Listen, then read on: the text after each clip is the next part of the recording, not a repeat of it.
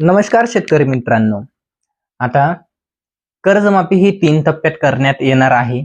परंतु ही कर्जमाफी आहे, आता काही आंदोलन चालू आहे.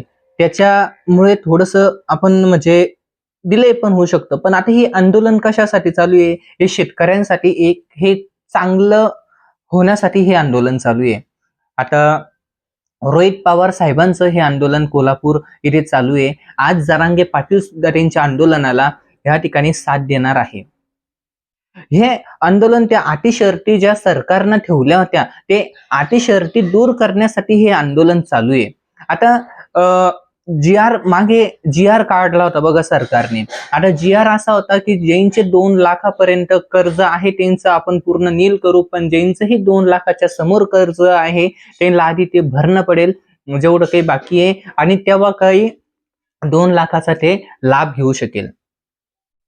आणि आता तोच जी आर कधी राहिला तर जुलैच्या पहिल्या ते दुसऱ्या हप्त्यामध्ये ह्या ठिकाणी पहिल्या काही लिस्ट येईल शेतकऱ्यांच्या, त्यांची मग बायोमेट्रिक घेण्यात येईल आणि 2 लाखापर्यंत ज्यांची काही आपले कर्ज आहे त्यांना कर्ज माफी देण्यात येईल. आता काहींचे कर्ज 2019, काहींचे 2017चे बाकी आहे.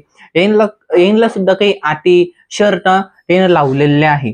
आता याच्यासाठीच ते आंदोलन चालू आहे. पण आता ह्या आंदोलना खातीर कधी एक नवीन एखादा जी आर कधी आला सपोज तर कर्जमाफीची म्हणजे जुलैमध्ये न होता नवीन एक यादी बनवणं पडत. त्याच्यासाठी म्हणजे लेसले 10 ते 15 दिवस वेट करावं लागू शकतं. पण ते एक शेतकऱ्यासाठी चांगली ऑपॉर्च्युनिटीज आहे, म्हणजे एक चांगली संधी आहे. आता संधी कशी चांगली आहे? कारण ज्या शेतकऱ्यांचं कर्ज 2 लाखापेक्षाही जास्त आहे किंवा काही शेतकरी 2017 मध्ये, 2019 मध्ये आणि काही शेतकरी 2026 मध्ये सुद्धा बसू लागले नाही, त्यांच्यासाठी ही एक सुवर्ण संधी आहे.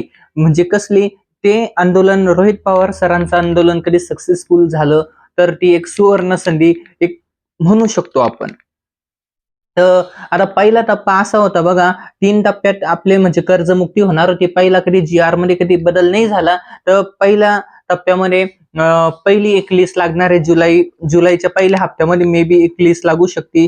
जुलैच्या दुसऱ्यामध्ये एक लागू शकते. ज्यांचे 50,000 अनुदानित काही शेतकरी आहे त्यांचं, आणि त्याच्यानंतर काही म्हणजे असे शेतकरी ज्यांनी 2 लाखापेक्षा जास्त पैसे घेतलेले पण ते पैसे भरायला त्यांना एक टाइम देण्यात येईल आणि मग ते 2 लाखाचा ते लाभ घेऊ शकते. असं ह्या ठिकाणी हे सिस्टम चालू होणार आहे. पण आता काय आपल्याला हे काही सांगता येत नाही.